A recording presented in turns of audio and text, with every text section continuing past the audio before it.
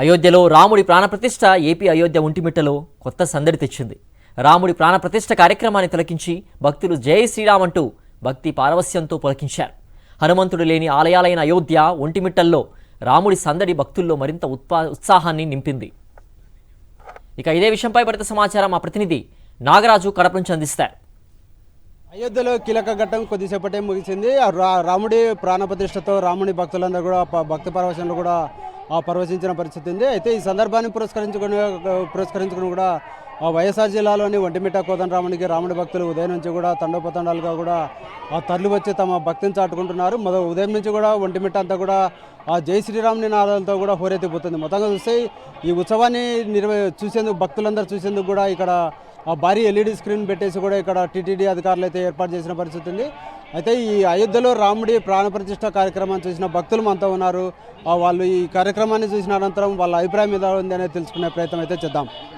చెప్పండి, ఈ రోజు జరిగిన ప్రాణప్రతిష్ఠ కార్యక్రమం ద్వారా మీ రాముడి భక్తులు ఎలాంటి ఆనందాలు ఉన్నాయి? చాలా ఆనందంగా ఈరోజు భారతదేశంలో బాలరాముడు ప్రతిష్ట అయోధ్యలో ఉండే రెండవ అయోధ్యగా పేరు పొందిన ఆంధ్రప్రదేశ్లో ఒంటిమిట్ట కోదండరామాలయం ఈరోజు టీటీడీ వారు పెద్ద స్క్రీన్ ఏర్పాటు చేశారు.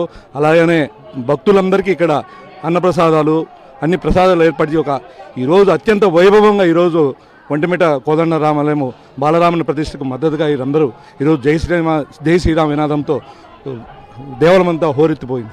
చెప్పండి, దాదాపు 500 సంవత్సరాల నాటి కళ ఈరోజు సిద్ధించడం పట్ల మీరు ఎలా ఫీల్ అవుతున్నారు?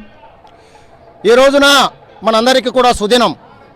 ఎందుకంటే 500 సంవత్సరాల చరిత్ర కలిగినటువంటి ఈ యొక్క రామ మందిరాన్ని ఏదైతే అక్కడ కూల్చారో ఆ రోజు నుంచి కూడా ఇప్పటి వరకు మనందరం కూడా నిరీక్షణ చేశాం.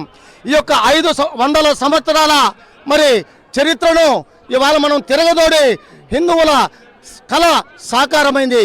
మరి ఆనాడు మన యొక్క రామ మందిరాన్ని 500 సంవత్సరాల క్రితం ఏదైతే బాబర్ అనేవాడు కూల్చాడో మరి అప్పటి నుంచి కూడా దాదాపు 76 యుద్ధాలు జరిగినాయి. ఆ యొక్క యుద్ధాలలో మన యొక్క హిందువులు 4 లక్షల మంది అసువులు బాశారు. జై శ్రీరామ్, జై శ్రీరామ్. స్వామి, మీరు చెప్పండి, ఇప్పటి వరకు కూడా హనుమంతులు లేని ఆలయం ఒక ఒంటిమిట్ట కోదండరామ టెంపులే. ఇప్పుడు అయోధ్యలో ఒకటే ఆలయంలో కూడా అక్కడ హనుమంతులు లేని పరిస్థితి. ఇక్కడ ఎందుకు హనుమంతులు లేడు, అక్కడ ఎందుకు లేడు?